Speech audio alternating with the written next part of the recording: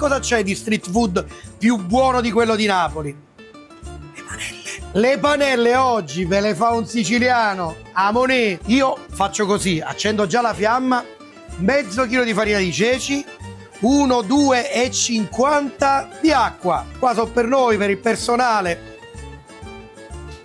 Fin dall'inizio pure il sale, 10 grammi per questa dose. Prezzemolo bello veloce, bisogna farla cuocere al minimo e poi non staccare mai la frusta dal fondo. Si toglie la frusta e si mette una bella paletta. Fiamma al minimo, stacchiamo la polentina che deve cuocere almeno altri 3-4 minuti perché la farina di ceci deve essere ben cotta. Prezzemolo, come direbbe qualcuno, a cascata. Spegniamo una macinata estrema di pepe nero macinato. Polenta pronta, stendiamo. Pronti? E questo non si butta, si fa un'altra cosa, poi ne riparliamo. Non troppo sottile, neanche troppo doppio. Io li taglio in maniera irregolare, attenzione. Qualcuno si lamenterà, ma non me ne frega niente.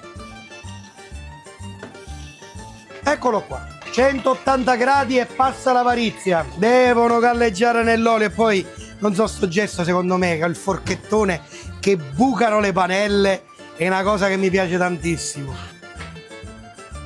Sono un po' doppia, ma a me piacciono anche così. Devo dire la verità, troppo sottili mi piacciono solo quando soffiano. Mi ricorda veramente tanto papà. Bello però, di pigliare il primo che ti capita che tu tiri appresso.